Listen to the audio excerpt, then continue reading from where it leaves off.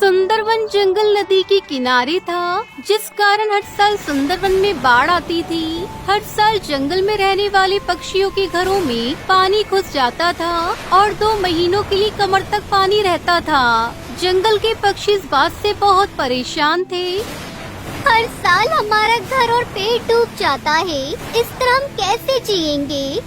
उसी जंगल में एक सुंदरी नाम की कौवी रहती थी। पूरे जंगल में सिर्फ उसी के पास बांस का घोंसला था। वो बहुत अमीर थी और घमंडी भी थी। सुंदरी कौवी का पति उसके लिए बहुत सारे पैसे छोड़कर मरा था, इसलिए वो आराम की जिंदगी बिता रही थी। इस साल तेज तूफान और बारिश आ गई थी।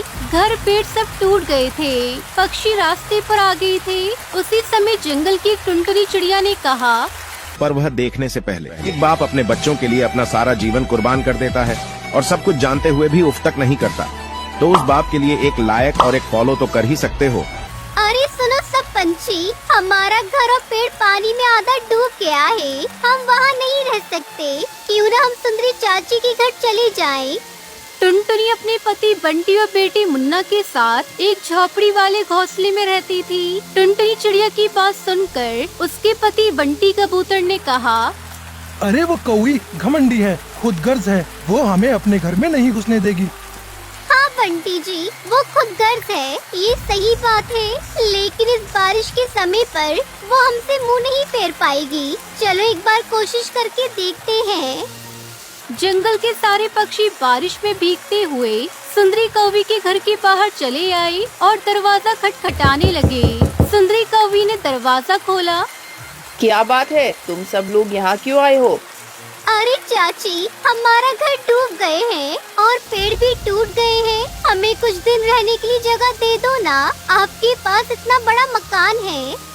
नहीं, मैं अपने घर में किसी को घुसने नहीं दूंगी। तुम सब जंगल के गरीब पक्षी हो, मेरे यहाँ आने की हिम्मत कैसे हुई? चाची, आपको भगवान ने ये सब दिया है, इसलिए आप भाग्यवान हो। इस बुरे वक्त पर हमारी मदद नहीं करोगी क्या? नहीं, बुरा वक्त तुम पक्षियों का है, मेरा नहीं। तुम पक्षी यहाँ से चले जाओ, मुझे तंग मत करो। ये बोलकर सुंदरी कौवी ने उनके मुंह पर दरवाजा बंद कर दिया।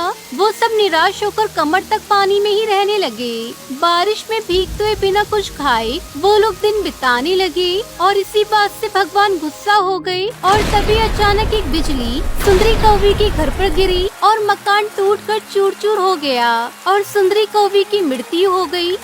उसे उसके घमंड की सजा मिलेगी। भगवान हमारे साथ है दोस्तों।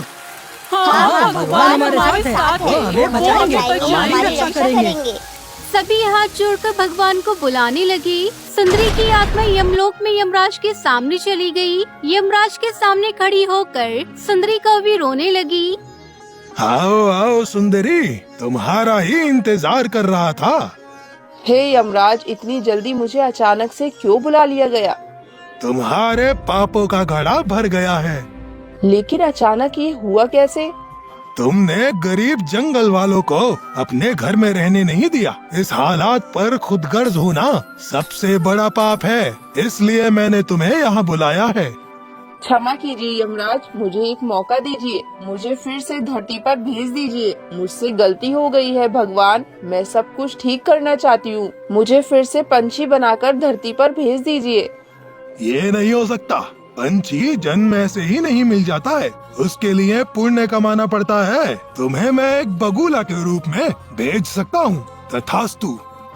भगवान ने सुंदरी कौवी को बगुला के रूप में धरती पर भेज दिया। सुंदरी कौवी उसी जंगल में बगुला के रूप में वापस आई। वो पेड़ पर बैठकर जंगल की हालत देखने लगी। पक्षी घर से बाहर थे। उनका घर पूरी तरह से डूब गया था। पेड़ों के टूटने की वजह से सभी पक्षी पानी में भीगे हुए खड़े थे और लगातार बारिश गिर रही थी। ऐसा ही चलता रहा तो हम सब डूब के मर जाएंगे। बच्चों को कैसे बचाएंगे? पापा पापा, मैं डूब रहा हूँ। पापा मुझे बचा लो। मुन्ना के सर तक पानी आ गया था। बंटी कबूतर ने उसे कंधे पर बिठा लिया। आजा बेटा, यहाँ बैठ जा, मैं तुझे कुछ नहीं होने दूंगा। अरे लेकिन कब तक? बहुत जल्दी पानी हमारे सर तक भी आ जाएगा, तब हम क्या करेंगे? हम सब खत्म हो जाएंगे। भगवान पर भरोसा रखो टुनटुनी, भगवान हम सबको बचा लेंगे। पेड़ पर बैठकर सुंदरी कौवी ये सब देख रही थी। ये सब देखकर उसे बहुत दया आई। हे भगवान, ये पक्षी कितनी तकलीफ में है। मैं सच में कितनी घमंडी थी जो इन पक्षियों का दर्द नहीं देख पाई। मरने के बाद मुझे दर्द का एहसास हुआ है। नहीं, मैं इन पक्षियों को मरने नहीं दे सकती। मुझे कुछ करना होगा। वो बगुला बंटी के पास गई। तुम लोग चिंता मत करो, मैं तुम लोगों की मदद करूंगी। लेकिन तुम केवल एक बड़ी चोंच वाला बगुला हो, तुम क्या कर सकती हो? मुझे कम मत समझो। एक कहावत है ना, डूबते हुए को तिनके का सहारा ही काफी होता है। हमें घर चाहिए जिसके अंदर हम रह सके, हमारे बच्चे रह सके। तुम घर कैसे बनाओगी? और अगर तुमने घर बना भी लिया तो घर के अंदर कुछ ही वक्त में पानी घुस जाएगा। बात तो सही है, लेकिन मुझे देखने दो कि मैं क्या कर सकती हूँ। क्यों ना तुम सभी मेरी चोंच में बैठ जाओ। मैं तुम सबको यहाँ से दूर पहाड़ों पर ले जाऊंगी, फिर तुम सब वहीं अपना आशियाना बनाना।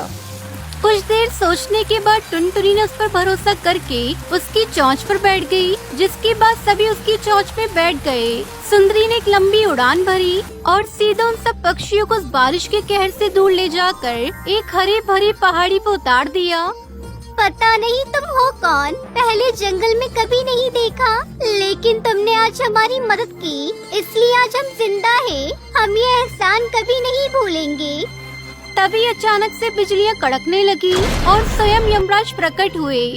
सुंदरी, तुमने सच में बहुत पुण्य कमाया है, इसलिए मैं तुम्हें फिर से कौवी बना देता हूँ। वो बगुला तुरंत सुंदरी कौवी में बदल गई। सभी चौंक गए। अरे सुंदरी चाची, आप? हाँ, मुझे सजा मिली थी, लेकिन अब मैं वापस आ गई हूँ। हे भगवान, आप महान हो। अब से मैं सभी गरीब और बेसहारा पक्षियों की मदद करूँगी। यमराज वहाँ से चले जाते हैं और फिर सभी पक्षी उस पहाड़ी जंगल में खुशी खुशी रहने लगते हैं।